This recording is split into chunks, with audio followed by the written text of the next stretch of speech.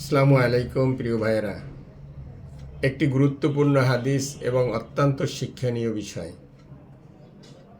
রাসূল করিম সাল্লাল্লাহু আলাইহি ওয়াসাল্লাম জুমায় খুতবা দেওয়ার জন্য মসজিদের নববীর মেম্বারে উঠলেন।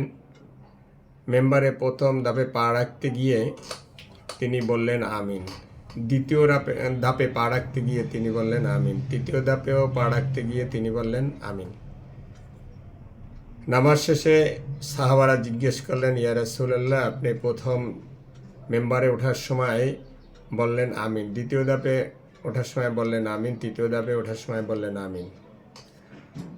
তখন রাসূল করিম সাল্লাল্লাহু আলাইহি ওয়াসাল্লাম বললেন, আমি যখন প্রথম ধাপে উঠলাম তখন জিবরাইল আমিন আসলো এবং বলল, ইয়া রাসূলুল্লাহ,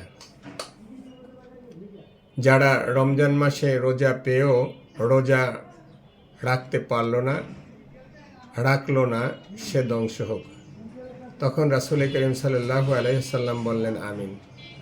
দ্বিতীয় ধাপে পা রাখতে গিয়ে বললেন আমিন, এই জন্যেই বলেছি। তখন বললেন, ইয়া রাসূলুল্লাহ, আপনার নাম শোনার পরে যখন আপনার বান্দা দুরূদ পাঠ করবে না, যদি না করে সে ধ্বংস হোক। রাসূল করিম সাল্লাল্লাহু আলাইহি ওয়াসাল্লাম বললেন আমিন। তৃতীয় ধাপে পা রাখতে গিয়ে তিনি এই জন্য আমিন বলেছেন যে আমি যখন তৃতীয় ধাপে পা রাখি তখন যে জিবরাইল আমিন বললেন যে মাতা পিতাকে বৃদ্ধ অবস্থায় পেয়েও যারা তার বেহেশত বা তার জন্য সেবা করতে পারলো না, সে বেহেশত নিয়ে কামাই করতে পারলো না, সে ধ্বংস হোক। রাসূল করিম সাল্লাল্লাহু আলাইহি ওয়াসাল্লাম বললেন আমিন। তো এর থেকে বোঝা যায় যে অবশ্যই আমাদেরকে রোজা রাখতে হবে যদি আমরা সুস্থ থাকি।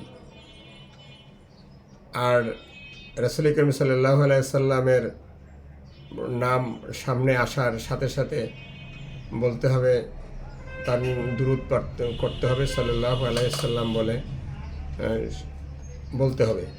এবং তৃতীয় হলো মা বাবার যে তার সাথে সৎ ব্যবহার, তারা যখন বৃদ্ধ হয় তাদের সাথে সৎ আলাপ, তাদেরকে সেবা শুশ্রূষা করা, এটা আমাদের অত্যন্ত কর্তব্য। এবং এখান থেকে শিক্ষণীয় বিষয়, রাসূল করিম সাল্লাল্লাহু আলাইহি ওয়াসাল্লামের মা বাবার পায়ের নিচে তোমার বেহেশত।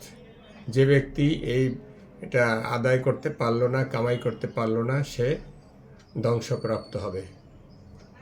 অসংখ্য ধন্যবাদ। অবশ্যই হাদিসটি শেয়ার করবেন। আসসালামু আলাইকুম ওয়া রাহমাতুল্লাহ।